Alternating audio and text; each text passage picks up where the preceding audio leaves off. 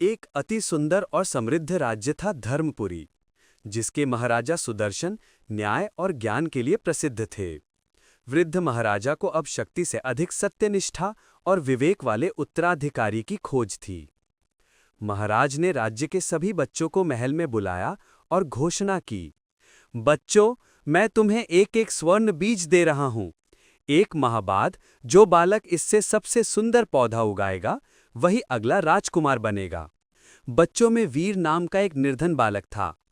उसने बीज को अमूल्य मानकर पूरी लगन से एक माह तक देखभाल की, लेकिन उसके गमले में कोई अंकुरन नहीं हुआ। तमाम कोशिशों के बाद भी उसका गमला खाली ही रहा।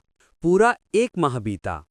नियत दिन सभी बालक गर्व से अपने अपने सुंदर पौधे लेकर महल पहुंचे। वीर अत्यंत दुखी था, पर उसके पिता ने कहा, बेटा, तुम्हें सत्यनिष्ठा का मार्ग नहीं छोड़ना चाहिए। जाओ और महाराज को सच बताओ। भारी मन से वीर खाली गमला लेकर सबसे पीछे खड़ा हो गया।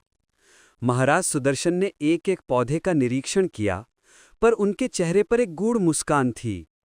अंत में उनकी निगाहें सबसे पीछे खड़े वीर और उसके खाली गमले पर पड़ी। महाराज ने पूछा, बालक, तुम्हारा गमला क्यों खाली है? क्या तुमने परिश्रम नहीं किया? वीर ने डरते हुए भी साहस जुटाया। क्षमा करें महाराज, मैंने अपना सर्वश्रेष्ठ दिया, किंतु यह बीज उगा ही नहीं। मैं आपसे झूठ नहीं बोल सकता था। यह सुनते ही महाराजा सुदर्शन ने प्रसन्नता भरी हंसी हंसी और घोषणा की, यही यही है मेरा उत्तराधिकारी। सभी आश्चर्यचकित रह गए। महाराज ने वीर को बुलाकर कहा, बालक वीर, तुम ही राजकुमार बनोगे। मैंने तुम सभी को जो स्वर्ण बीज दिए थे, वे भुने हुए थे। एक भुना हुआ बीज कभी नहीं उग सकता।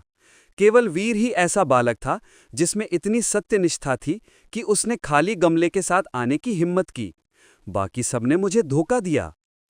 महाराज ने निष्कर्ष निकाला, एक शासक के लिए सत्यनिष्ठा ही सबसे बड़ा गुण है। और इस प्रकार बालक वीर अपनी सत्यनिष्ठा के कारण धर्मपुरी का अगला राजकुमार बना। सीख: कठिन परिस्थितियों में भी सत्य का पालन करना ही सच्ची महानता है।